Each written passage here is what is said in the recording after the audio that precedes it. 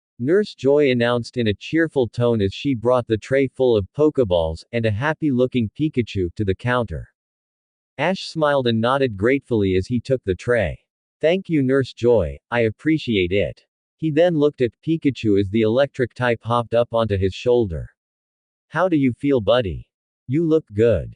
Pika Pi Pikachu. He nuzzled his trainer's cheek in reply as Ash turned to his friends while clipping his Pokeballs back to his waistline. Well that's it guys, what do you want to do now? Misty, having received her Pokemon along with Giselle's before Ash, finished putting her Pokeballs into her large red knapsack pack and drew the strings closed before standing up. Well, we could always take a look around the town and see what it's like. Yeah I would like that too. Giselle agreed with a smile. It seems like a nice little place. Sure, I'd be fine with that too. Brock shrugged. It'd be nice to just have a day of rest before we head out again tomorrow. Alright. Ash stretched out his arms. Let's go guys. Leaving the Pokemon Center, the group of 4 took to the streets and started to roam Hop Town. However, unbeknownst to them, they were currently being watched by 3 sets of eyes staring at them from the opposite street with cheap trench coat, hat and glasses disguises. There they are, I can't believe we were lucky enough to find them again. I'm not sure it's a good idea to keep following them Jesse. The noticeably whiny voice of James replied to his incognito companion. If they were able to beat the admins and the boss, what kind of chance do we stand against them? Don't say such stupid things James. Jessie scolded as she rounded on him. Don't you see? If we can beat them and steal the twerp's Pikachu, we'll finally get recognized by the boss and get the respect we deserve. Yeah. Meowth joined in. We might even get promoted. A promotion. James repeated as he looked up with a blissful look on his concealed face. That means more money. And fame and glory amongst the rest of Team Rocket. Jessie sighed in a dreamy fashion. And I'll finally get Tabby Top Cat again. Meowth stated smugly as he thought about the Persian that Giovanni doted over. So what are we waiting for? Jessie pointed where Ash and his friends were walking away down the far street. Let's get that Pikachu. Yeah. The other 2 cheered excitedly before slinking off after Jessie to follow their juvenile targets. XXXXXXXXXXXXXXX. Is it just me or do most of these cities all look the same? Ash commented dryly as he and his friends walked down the streets of Hop Town while looking around at all of the people, shops and tall buildings boxing them in like a can of stuffed remoraid. Yeah, pretty much. Giselle stated without much fanfare. Once you've been to one you've been to them all. Well for me it's just a little weird I guess. Ash shrugged. I grew up in small little pallets, so these big cities are all new to me to some respect. But yeah, a bunch of them do look the same as I said. At that same moment they suddenly heard the loud scream of, "Oh Arnie. Oh my sweet boy Arnie. Come to mama." Pikachu, being far smarter and faster than his trainer at the moment, jumped down from Ash's shoulder as a plump red-haired woman came crashing into the boy and pulled him into a bone-crushing hug. "Arnie. Oh my sweet baby boy Arnie. I'm so glad I finally found you after looking everywhere like I have been all morning." Brock, Misty, Giselle and Pikachu watched their friend and trainer get crushed like prey in a Seviper's coil as the woman fawned over him. Though, for his sake, Ash managed to wheeze out, "L lady. P please, let go. C can't breath." With wide eyes the woman let Ash go and stepped back as he took deep, life-nourishing gasps of much-needed oxygen. Oh my, I am so sorry. You just looked so much like my boy Arnie I couldn't help it. Please forgive me young man." Ash shook his head and smiled with some strain as he finished getting his breath back. "No problem." He partially wheezed while trying to make light of the ordeal. "Happens all the time." The black-haired boy coughed a few times, getting a concerned look from the woman before Misty spoke up. "I'm sorry miss, but is your son missing?" The redhead nodded. "Yes, unfortunately he is. I lost him earlier this morning when I was shopping.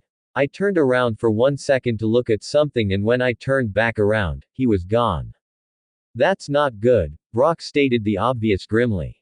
"Have you alerted the police yet?"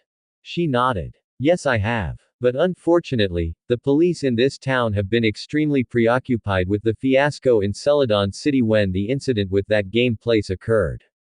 The officers that remained behind have been so busy keeping up with everything else that only 2 cops responded to my call and they said they would look for him, but hop town is a fairly large place and I'm just so afraid that." She sniffled into her hand and shook her head. "I am so afraid that something is going to happen to him before they can find my Arnie."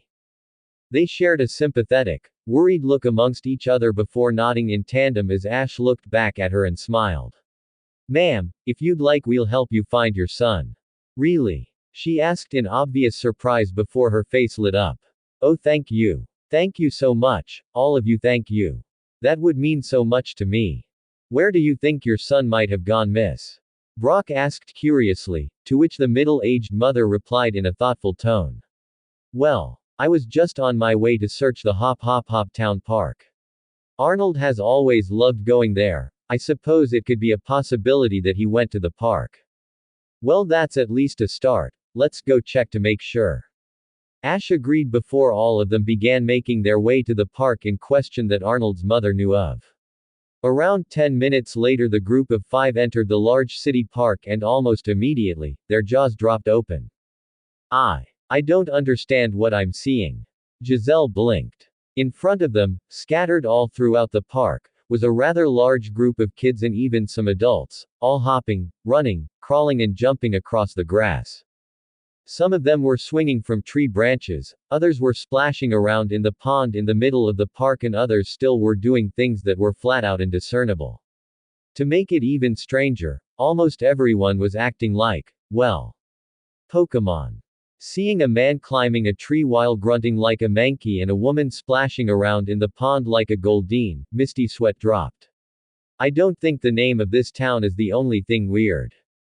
"Arnold." The red-headed mother screamed in relief as she ran over to a spot in the grass where a boy in a yellow shirt and green shorts, with messy black hair that looked eerily similar to Ash save for the cheek marks, was crawling around on the ground on his belly while making sounds like he was an Ekans. "Arnold. Arnold sweetie, it's me." She stopped in front of her son and looked down at him. "Arnie. Arnie, what's wrong honey, don't you recognize me? Arnie, look at your mother." Ash began as he walked up to her side. "I don't think he is going to hear you. Something obviously isn't right with your son miss. But I don't understand." She knelt down next to her child and reached for him. "Arnie please. Please snap out of it my child. What is wrong with you?" As the frantic mother grew more concerned, Giselle looked around at all of the other people who were acting like Pokémon as well and noticed that, like the 5 of them, Many other individuals who were not under the same strange affliction was also looking on at the scene with a mixture of confusion, some amusement and even, in a few cases, fear. This isn't normal. Brock observed in a very obvious manner. I think these people are under some kind of, I don't know, trance or something. Misty looked away from watching a group of girls act like Vileplume near some bushes and focused on the older boy. Trance. What do you mean? Well, just look around. He gestured in front of him and then knelt down on the other side of Ash where he pointed at Arnold's eyes, which looked foggy and unfocused. And look at Arnold here. His face looks drawn, slack, his eyes are unfocused, glassy. He almost looks like he's. Before he could continue, Ash's years of Pokémon study under Professor Oak came back to him as his eyes widened. It's like a psychic-induced trance. He finished for his older friend, making Arnold's mother, Giselle and Misty look at him. A psychic-induced trance. Misty repeated. I don't understand. Ash stood up while his eyes remained focused on the ground in deep thought as he walked slightly away and spoke in a somewhat distant tone. It's like when a hypnotist puts someone under a trance, only far more powerful. He walked a little farther away and looked around at all of the dazed, unusually acting Pokepeople. This is very reminiscent of what human hypnotists can do, and they learned their craft in the first place from psychic-type Pokémon. Psychic Pokémon are extremely skilled and adept at placing people and other Pokémon under powerful trances and can make them act however they want them to. He stopped and looked back at Arnold in thought as the boy continued to wiggle on the ground like an Ekans. I remember Professor Oak telling me that powerful psychic types can even channel their energy over great distances, the limit of it being only on how strong the Pokémon in question is. So, Giselle began slowly. You think a Pokémon is responsible for this? A Pokémon with psychic type abilities like